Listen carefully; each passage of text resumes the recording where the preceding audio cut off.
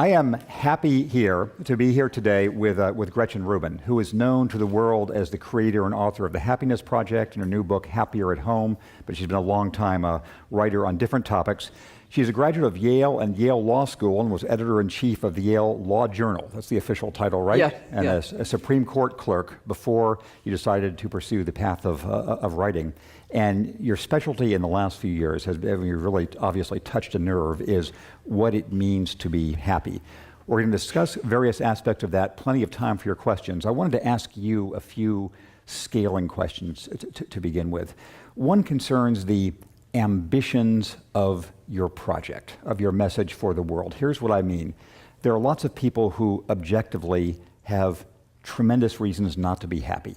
They are poor, they are disabled, they're in misery, they've had grievous losses, they are imprisoned, they're sick, etc. What is the reasonable range of happiness you're trying to bring to the world? Who are you really addressing with your life's work of these past few years?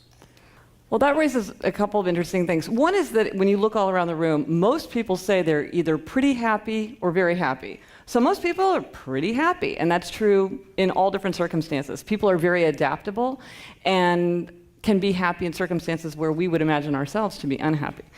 And within the range of happiness, I think there's happiness, unhappiness, and depression. And so depression, I consider its own very serious, urgent condition, and that needs every tool that you can throw at it, but is outside of the range of sort of happiness, unhappiness. I have a friend who said, I'm a depressed person who's actually very happy. And I knew exactly what she meant by that.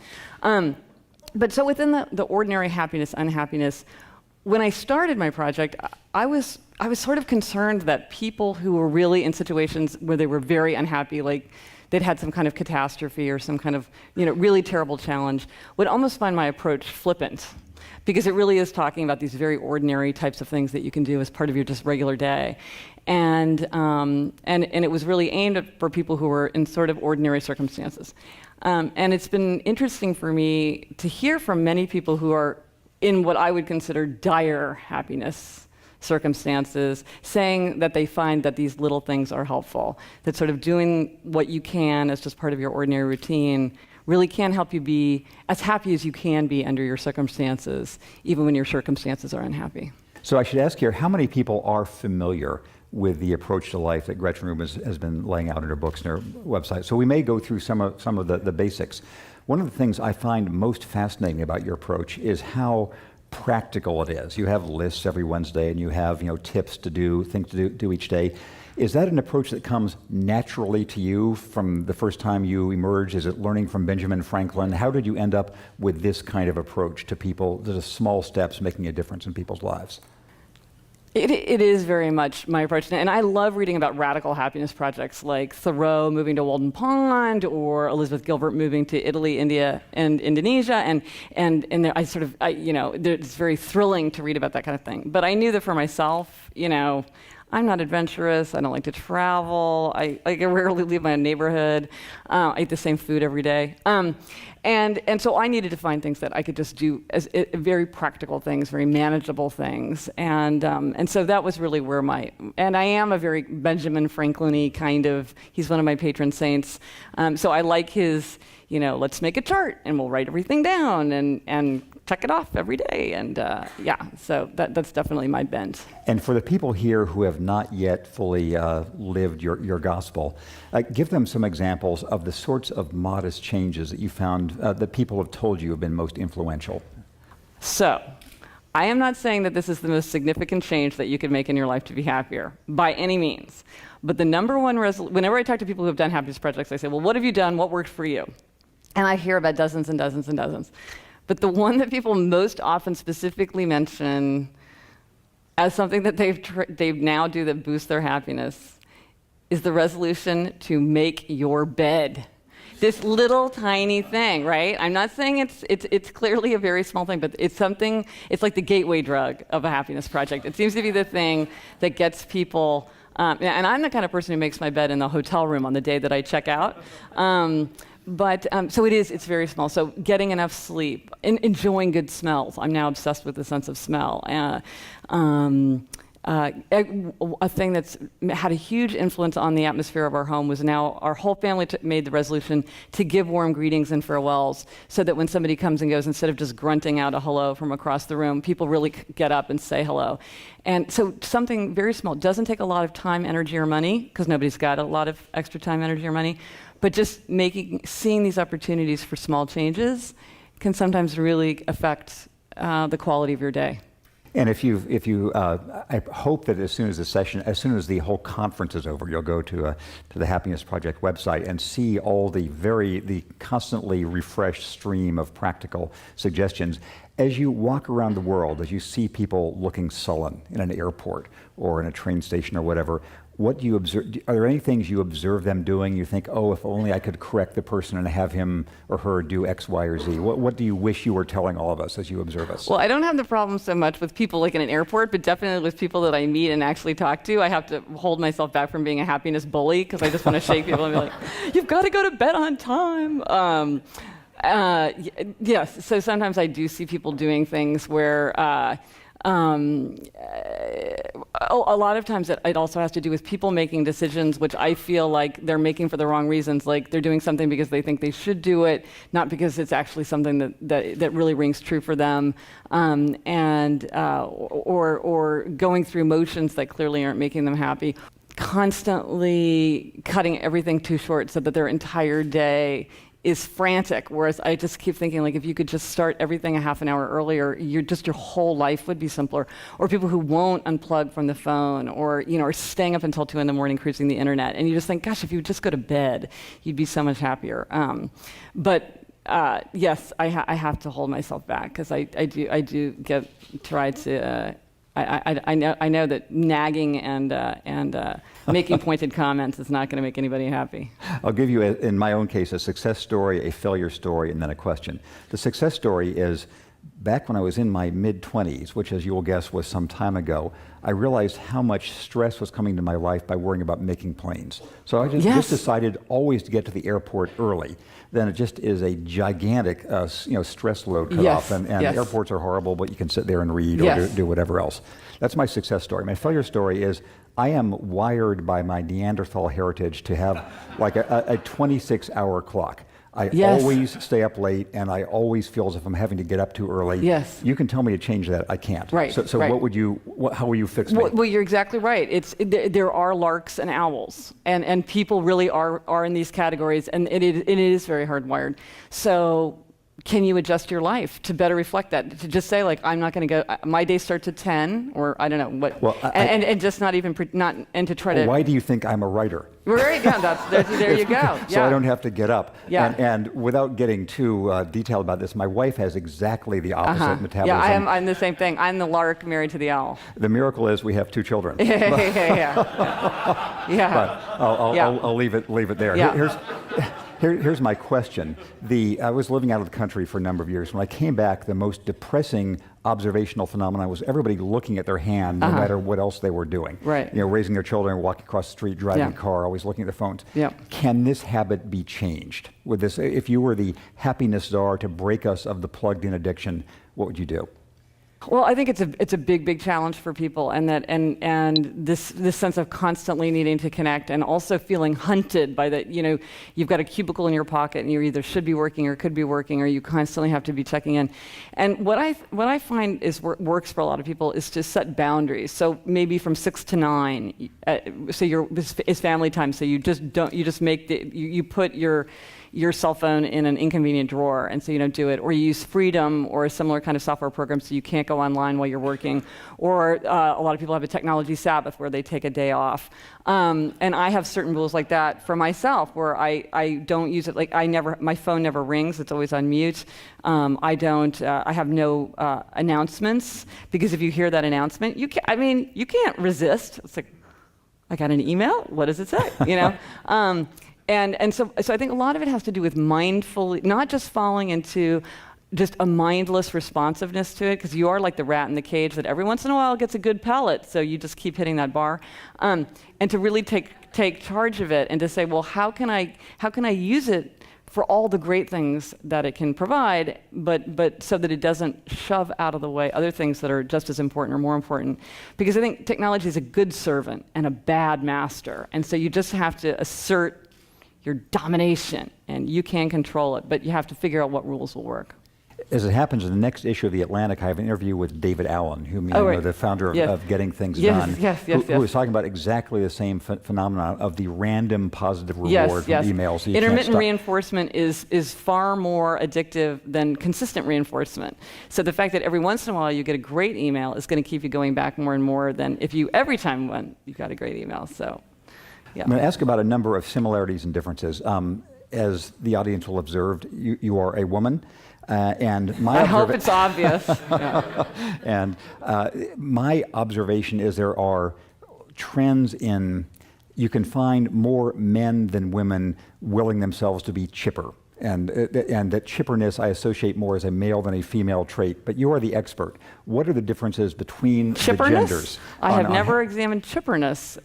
What do you mean by that exactly? Well, how about if we therefore look at happiness instead? Are there any interesting differences between how men and women approach this challenge, or should approach it? Yeah, well, it's interesting because there's a lot of research that's very focused on the difference between men and women. And I myself do not focus on that because to me, the differences among individuals are more powerful and interesting than the differences between men and women. And I feel like sometimes you can get sort of distracted by it, and think like, well, because I'm a woman, I feel like da-da-da-da-da, and men are always doing blah, blah, blah, blah, blah. And then you lose the distinctions about how actual individuals are behaving, which usually doesn't break down so clearly. So I myself don't spend a lot of time focusing on that. But I will say that one of the things that's very striking about the difference between men and women is that a secret, and maybe the secret to happiness, is strong relationships with other people. And women tend to be more focused on that and see it as a higher priority to make to keep that going. And so it's just something for both men and women to think about, which is what are the things that you can do to make sure that the relationships in your life are strong, and that you're increasing your you're expanding your social bonds, and that you're really keeping them going strong. And as you travel around the world, is there any significant difference in your audience between men and women? Well, it's interesting. I feel like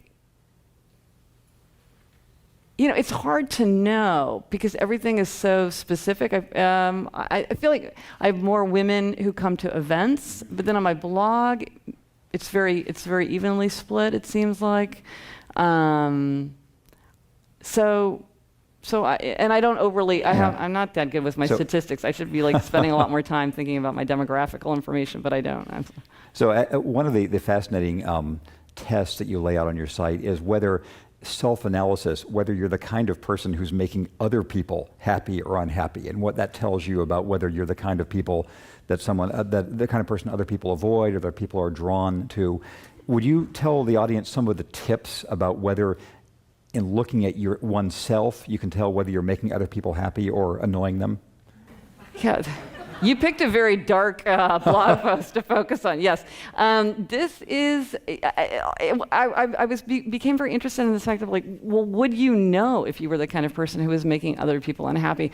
And so there's things that you can look for in the way people relate to you. So, for example, if you enter a conversation, does it tend to break up?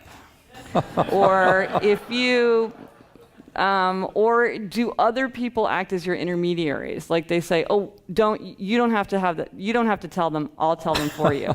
So your son is like, no, I'll tell my wife. Don't you talk to her.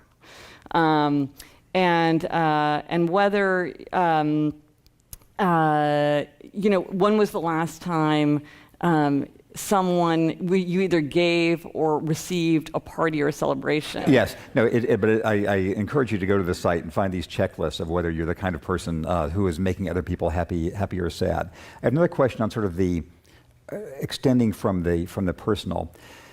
Your newest book, Happier at Home, is about ways in which the dynamics of a family can work, and I'd be curious both to hear about that and about beyond the families. We're in this age of tremendous friction, disagreement, hostility. We're in a political campaign 4 weeks from today where people seem not to be able to be happy about anything in the collectivity.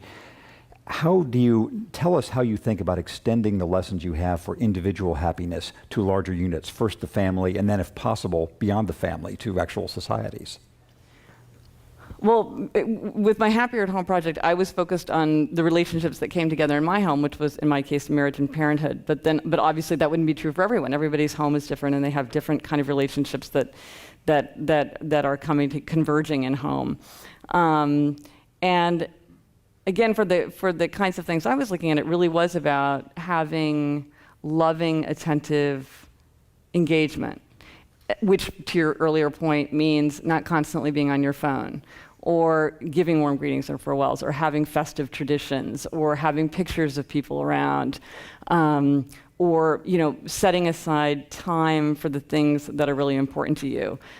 So for instance, my older daughter, I didn't have much time alone with my older daughter now because her schedule is so much more complicated. My younger daughter, I still had, I walked her to school in the morning, but I didn't have that time with my older daughter. So I set aside an afternoon a week because I was like, this is an important value to me that I'm not getting in my life, so how can I actually just figure out a way to have it? And so now I have an afternoon, a couple of hours every week, which doesn't sound like much, but it actually made a very big difference just in my relationship with my daughter. There's no nagging, there's no homework, there's no errands, we just do something fun together. But then you're right, your home is always in the context of your neighborhood, and whether your neighborhood is sort of like the 3 blocks around your house, or whether it's your entire country or the world, there is this sense that you have to exist in a larger network, and that's part of it. And the sense of strife is interesting. I mean, it's funny about news. I think there's a kind of, I've really, from what I've observed, there's a kind of person who is very drawn to bad news. Now, we're all drawn to bad news to some extent. So that's called the negativity bias, and it means that bad is stronger than good in our heads. So you remember a complaint or a criticism better than a compliment, and you remember bad news better than good news. That's sort of human nature.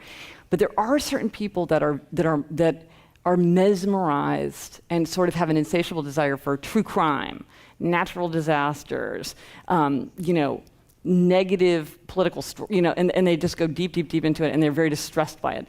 So for people like that, I think you have to draw a line between what is your obligation as a citizen of the world to be educated about what's happening, and what are you just indulging your inclination to learn all the gory details. And if those gory details are bringing you down, to just say to yourself, okay, I know what I need to know to be a citizen of the world, and I don't need to read about every little tragic story. And the same thing with political things. I mean, I think if it's something where you're just getting very, very agitated and worked up to no good, it's not making you more likely to vote. It's not making you more likely to get involved. It's not making you take positive action. You kind of have to say, I need to know what I need to know, but I don't need to just work myself into a frenzy if it's upsetting me. Sometimes a lot of people like being worked up into a frenzy, especially about political stuff. They get a huge kick out of it. It's interesting and engaging for them. But then some people really get very distressed by it. What is our country coming to? And I just think there is a limit where beyond which it's not constructive, unless it does motivate you to get involved. Right. Because sometimes people get so worked up, they're like, I'm going to join, I'm going to get involved, I'm going to get out there. And that's obviously good, because we want people to be very engaged in the political system. But sometimes that's not what it is. It's a kind of, it's just redundant and not constructive. 2 related political comments that I have found interesting are connected to what you're saying. One is you mentioned how much more powerful complaints are than compliments, et cetera. Think for the moment of the psyche of somebody who decides to run for public office, including president. Whichever person wins this election will know and have to be at peace with the fact that tens of millions of people hate him.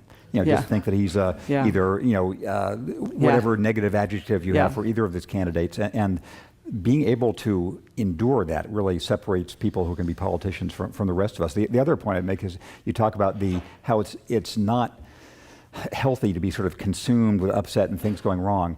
The distinctive achievement of Fox News, I think, entirely apart from its political perspective, is this air of constant outrage. You know, I think, and it's found a way to sort of cultivate that among a viewership in a way that hasn't been fully replicated on the other side. But I think that's its particular invention, for better and worse. Yeah, because worse, some people really do feed off of that. Yes, and it's the tone of just every story. And there's enough things outrage going wrong someplace in the world. There's a constant supply of those things. Yeah. You've written about how you deal with your children, how you deal with your family.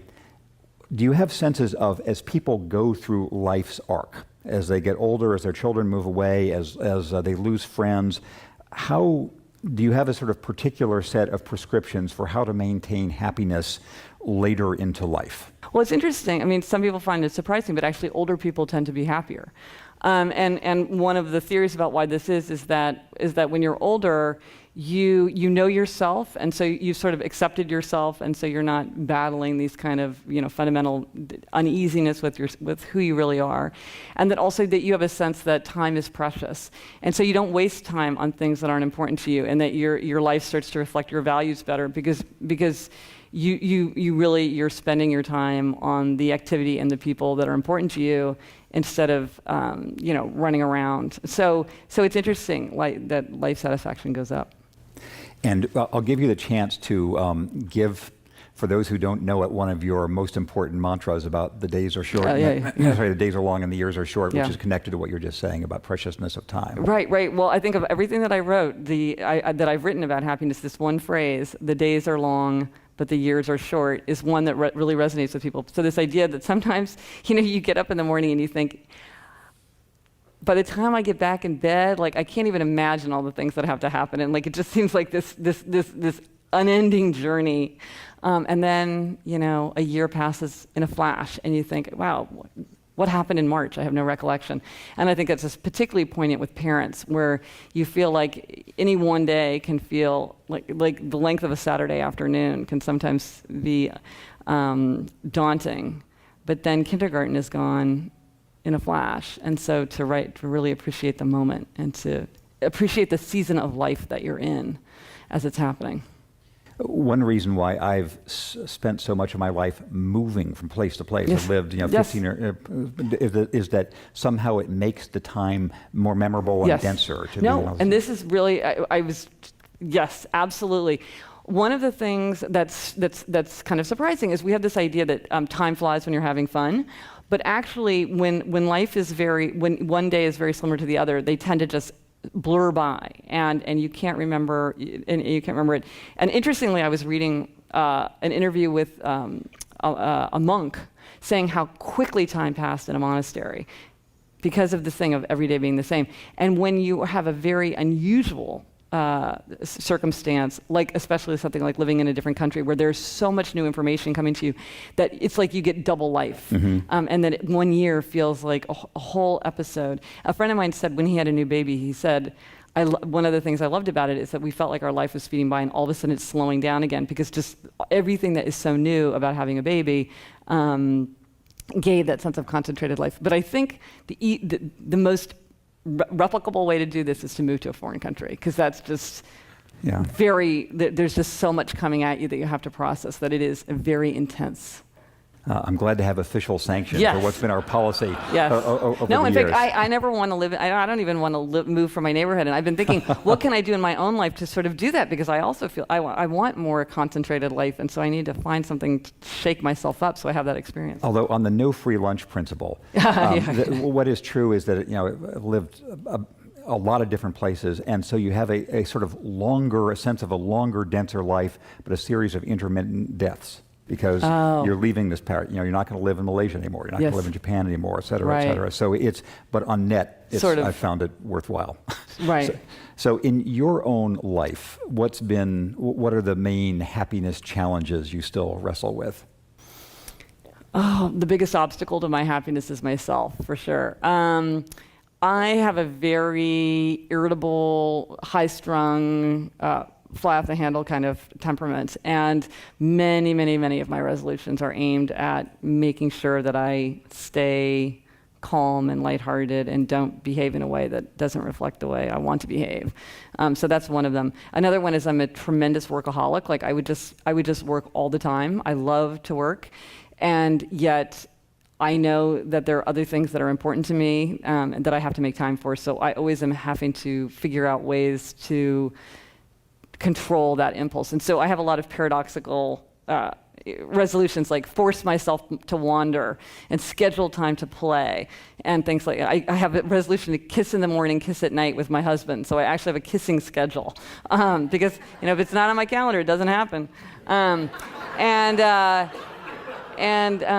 so that's that, and then and it is just making time for the things, and then I have 12 personal commandments, and my first personal commandment is to be Gretchen, and naturally everybody should substitute their own name, but Thank you. I get ribbed about that quite a bit, but always the more I found that the more my life reflects my nature, my values, my interests, the happier it is. It feels simpler, but also more rich.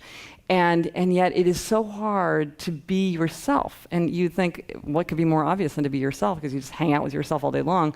But this is one of the most ancient precepts of happiness. Know thyself as on the temple of Apollo at Delphi.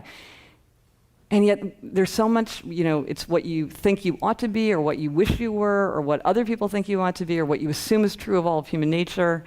And you lose sight of what is actually true for you. And then the more you do, I had a friend, and she said, oh, well, Gretchen, you know me, I hate the outdoors. And I thought, excellent, go for it. You hate the outdoors, stay inside. She knew that about herself. It was bold. I have two more questions, then I'll ask the audience, invite the audience. One is, I think the part of your overall life view that would be hardest for people like those watching online and in the crowd today is to set bounds on busyness and ambition and work, because we all could do more. There's always another email you could answer, another blah, blah, blah. What have you found to be the effective message for people who are busy, who've been successful in life because they are busy, because they'll take on more work? How do they break the cycle of pain? Well, one thing that's very helpful to remember, just as you're tapping into your ambitious side, is think about it, and think about the people that you know. Working the hardest is not the fastest way to get from A to B. And just being the one that's always answering your emails, that's not what makes people succeed. So don't kid yourself about what the value is of what you're doing. And the other thing is, I think, to really mindfully think through what you're doing and what's important to you. Because if you're like, my work is important to me and my family is important to me, and yet you make no time for your family, then your life doesn't reflect your values. And that ultimately is going to make you less happy. And so to really sit down and think about, like, well, what would I want my life to be? Not always just to be reacting, but to say, well, how can I crowd everything that I want into my day? I don't like the term balance, because balance to me suggests that like everything's very calmly and with lots of room for everything and peacefully arranged, and that's not my experience of life. So I always think I'm going to crowd my life with the things I love, and that means that things that I don't love have to fall away. So sometimes you just have to decide to yourself, well, it's not a value for me, so it's just not going to get done because other things are more important. So it always comes back to this idea of mindfulness and really deciding, what do you want your life to look like, and what do you want your life to consist of? And your everyday life had better reflect that, or it's not going to happen. So if you think, I want time for friends, okay, and how is that going to happen? Specifically, how is that going to happen? Because just sort of telling yourself that you hold something dear, it should be reflected in your time, how you spend your time, how you spend your money, what's in your house, where your relationships are. Now, a friend of mine said to me, ambitious people can't be happy. And I don't agree with that. But I think it's perhaps more challenging for people who are very ambitious. My other question is, in my observation, which no doubt is skewed, two of the great enemies of happiness are a sense of guilt and a sense of like resentment or being slighted. Yeah. How do you have people cope with those two enemies of happiness? Well, one of the things people sometimes seem to think is that what I would say you should do, what you should aim for is to be blissfully happy at 10 on the 1 to 10 scale, 24/7, and that would be a good life. And I mean, that's certainly not possible, and I don't think it would even be a good life. But things like guilt and resentment or anger or boredom are really useful signs, because they're big flashing signs that something in your life isn't right. So if you're feeling guilty, it's because you're doing something that doesn't reflect your values. It's not in keeping with what you want to expect from yourself. Now, so what are you going to do about it? And if you're feeling resentful, why are you feeling resentful? Now, sometimes you can do certain things, like cultivating a sense of gratitude is a very easy way to drive out resentment. Because when you think of all the reasons that you have to be grateful to somebody, you tend to feel less resentful. So there's ways you can do it that way, or you can change your behavior so that you don't feel guilty. So actually, I think these negative emotions are really, really important to a happy life, because they show you where you have opportunities to bring your life more into your values, more into alignment with your values. I have lots more questions, but I'm going to give other people a chance. So if you raise your hand, a microphone will come to you, and then while each person is asking a question, the microphone will go to the next person. So how about up here? We'll start with this gentleman in the second row, and then our microphone team will give microphones to others in the meantime. Yes. Thank you. Greg Jabin from Del Mar. I enjoyed the discussion. I've got two related questions, and the first one, I'm not trying to be funny, but what's the relationship between shopping or buying something and happiness? And the second question is, what's the value of anticipation? You know, the recent studies that show that the expectation of going on that vacation actually is more enjoyable and brings more happiness than the actual vacation itself. Those are two very large questions. There is a tendency, I think, for people to totally dismiss the relationship between money, possessions, and happiness, and to say less is more, simplicity is everything, stuff doesn't matter, I don't care, I'm not materialistic, I don't want to buy stuff and keep stuff. But I think the common experience of mankind is that possessions, for most people, do play a role in a happy life. And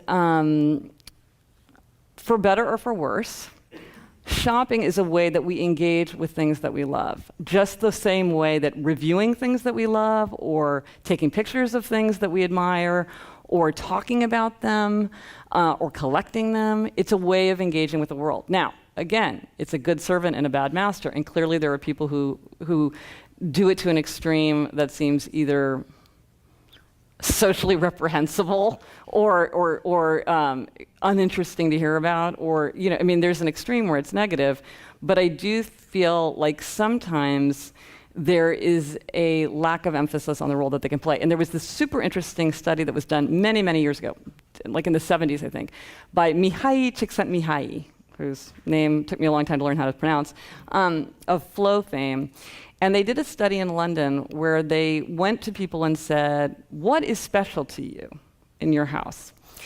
And everybody in the household they would ask, and they would talk about what was special to them. And what was interesting is there were a few people who said, things aren't important to me. People are important to me. And they said, well, that was very interesting, except when they looked at the people, they were the most isolated and lonely people. And that people who are highly engaged with other people tend to locate those feelings in possessions. And so when you really look at people's possessions, they're like, this is the dining room table that I bought because I love to have people over, and this is the rocking chair that was my grandmother's, and this is the vase that I bought on my honeymoon. And so, you know, objects are more than just objects, and that they hold a lot of value for us. And clearly, if all you're doing is running out and buying a new pair of boots every afternoon, that's not something that's going to make you happier. But I think wisely, when you think about it, that possessions do have a role to play. And the other one was anticipation. Anticipation, there's 4 stages of happiness. There's anticipating, there's savoring, there's expressing, and there's another one I can't remember right now. But and so anticipation is, and there's something called rosy prospection, which is when you do anticipate things more, then you actually have happiness in the moment.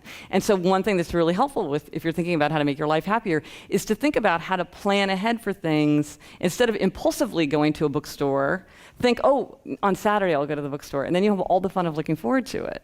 And so anticipation really is really a sweet part of happiness. Where's the next microphone? Yeah, yes, sorry. My name is Sue Rutledge from La Jolla in Washington, D.C. I like very much your approach of happiness coming from living your own values. And I've got an economics background. It seems to me one could do an expected happiness impact evaluation of every decision. And so you choose what to do. Yes. Happiness bang for the buck, yeah. Exactly. Yeah. And what I find is that the greatest happiness is not in receiving gifts from people, but in making those gifts. I wonder if you could talk about the relationship between giving and receiving as a happiness impact. Yes, I mean, I think your point is very well taken, and that one of the things about being mindful is actually thinking through, like, what is going to be the happiness impact of this and what's going to be the happiness impact of that. So for instance, back to this idea of possessions, like if you're thinking, should I buy a new chair or should I take a trip to see my college roommate, the thing that is going to deepen a relationship is the thing that's probably going to bring you more happiness. And so that's a way to think about trade-offs of time, energy, or money in a way to do that. Wait, and what was the second? No, just Giving. Oh, giving versus receiving. Yes. Well, it's really important that it turns out that giving support is just as important to happiness, or more important to happiness than getting support. And think about it. Like, what do you remember more fondly? Like the surprise party you threw for somebody else, or the surprise party somebody threw for you? It's like that giving and feeling like you're contributing is so sweet. And when I started trying, because my lawyerly background, I was trying to understand, like, how do you broadly understand happiness? Like, what's the framework? And there's feeling good, feeling bad, feeling right, and the atmosphere of growth. And I didn't really understand the atmosphere of growth for a while. But an atmosphere of growth is very much part of happiness, and it's definitely like, if you feel like you're helping, or you're making something better, or you're teaching somebody something, or you're fixing something, or you're just making something better. It's a huge engine of happiness, and so this idea that you are giving out is enormously satisfying to people, and a huge driver of happiness. Next up down here, yes. Hi, Gretchen. Paul Schwartz. I'm part of the American Dream Project, and I want to ask you about happiness at work. And I've read everything from happiness at work is not possible to organizations that believe the more they invest in their employees' happiness, the better the organization is. A, is happiness at work possible? And B, what are some of the things that managers and leaders can do to improve the happiness of their workplace? Well, I think happiness at work is possible, and yes, people who are happy at work are, it's very, even if only for self-interested reasons, like people are more productive and they don't have burnout and absenteeism and all kinds of things. There's all kinds of reasons why it makes business sense for people to be happy at work, and certainly we want people to be happy at work because people spend so much of their time at work, and there's a lot of things. When they look at people who say they're happy at work, there's many elements that come up. For instance, people who say they have at least one close friend at work tend to say that they're happier at work. And people who say, my boss cares about me and wants to see me advance. This is not like the visionary boss at the top. This is the person that is immediately above you, and feeling like that person cares about you, knows you, and wants to see you improve. Interestingly, like one of the things is like, is there a sense of fun? Like, are there birthday parties? Are there holiday celebrations? Are there goofy traditions? Are people able to laugh at themselves and see the funny side of situations? And I clerked for Justice O'Connor, and the Supreme Court is a very serious, thoughtful, quiet place. And Justice O'Connor is a very formidable personality. And yet she did all these things to make our workplace kind of have this light element. For instance, she insisted that her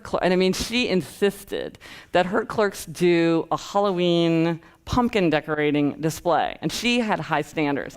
And so there we were, and I remember thinking at the time, is this really the highest and best use of our time as clerks to be doing a suffragette-themed pumpkin in honor of the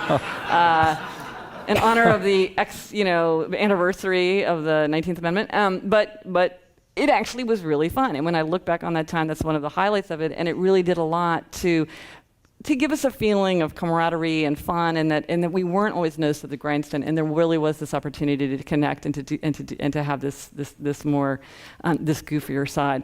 So I think there definitely are a lot of things, and interestingly, it matters to a great degree that people feel like the company or the boss or whatever is trying. It almost doesn't matter if it works. It's like if you put in the ping pong table and nobody wants to play ping pong, they still appreciate it. They know you're trying, well, the ping pong table, not so much, but thank you. So sometimes just like going through the gestures of doing this is also important to show that you care and that you value people's happiness, and that you're trying to do what you can within the limits of the workplace to accommodate that. So next up here. Hi, Nancy Sattel-Weiss. I'm a reproductive endocrinologist, and so I deal with a lot of hormones. And so part of my philosophy is that hormones make the world go round. Have you looked at the physiology of happiness and perhaps consider partnering up with Larry Smarr about monitoring, let's have a meld, monitoring your happiness level, Yes. so that when you're in a zone that, oh my gosh, my happiness is getting depleted, I think I'll remove myself from the situation, or Yeah. wow, I'm getting close to someone who's making me happy, or even going back memory lane, where we can think ourselves happy, if you recall happy stories, but Yeah. having some biofeedback for the physiology of happiness. I'm a big believer in monitoring, though I have to say Larry has taken it to depths that I have not yet explored. That's really interesting. I mean, I feel like there's a lot to be done. There's a lot of low-hanging fruit just with what's in your conscious mind. So I haven't thought about, but I agree that a huge and often overlooked aspect is what is happening with our body, and even if you can't get a sample of your blood taken, you can say, am I too hungry? Am I too cold? Did I not get enough sleep? Am I not getting enough exercise? Are my clothes too tight? Are my heels too high? Is the light at my desk too bright? Because these things really will add to your sense of irritability, or feeling lethargic, or feeling like everything's is too much trouble. But it's obviously a huge part of what's going on that we're not consciously aware of. So it's really interesting. So we have about 5 more minutes, time for a couple more questions if they are up there. Okay, in the upper deck. Hi, Brad Auerbach. I had a question. I read a Kindle single. I can't recall the author's name, but you're probably familiar with it, the Happiness Manifesto. And he talks about trying to turn, you touched on this before with regard to possessions, turning the analysis of the gross national product, gross domestic product, into something more important, in the sense that the gross national product takes into account, the locks you pay to put on your door, but it doesn't take into account the sort of somewhat immeasurable things that do make you happy, the time with your daughter, et cetera. Do you have any commentary on that? Well, actually, there's a lot of interest now, sort of on the governmental level, on trying to quantify it. And I was talking to a guy who works at the UN about how they're trying to come up with some sort of standard of measurement that would be like GDP. And think about that, though, across the world, of coming up with a set of standard factors. It's very intellectually challenging.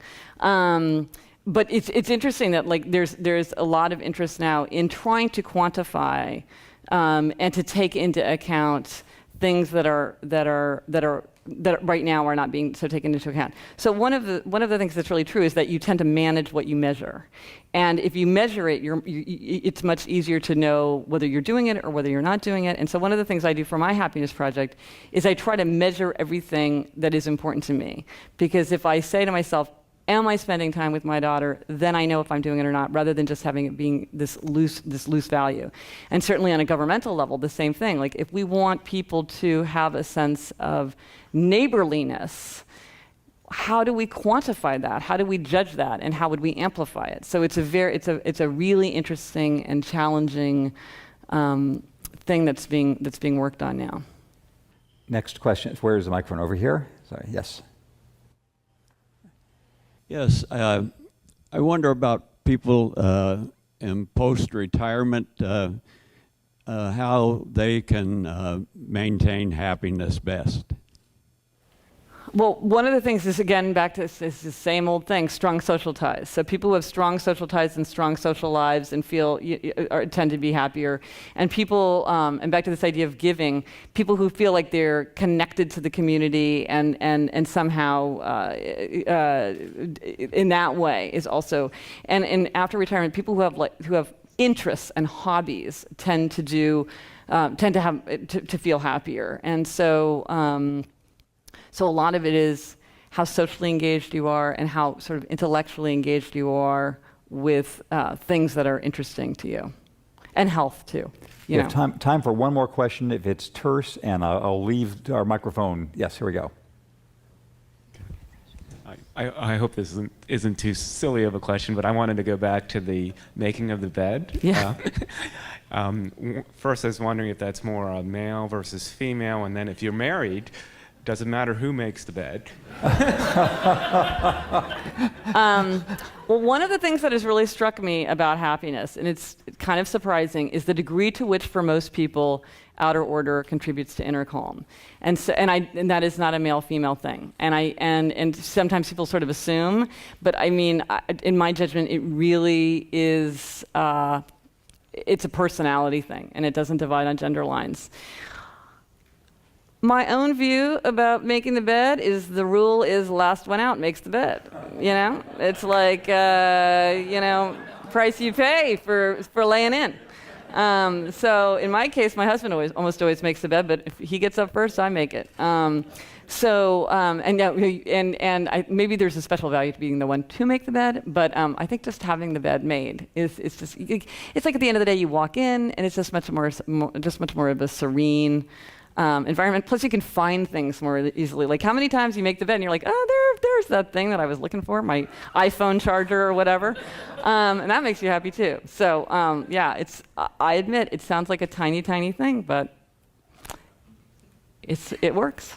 I speak for all of us in saying we are much happier now for having heard this talk in the last. Please join me in thanking Gretchen Rubin.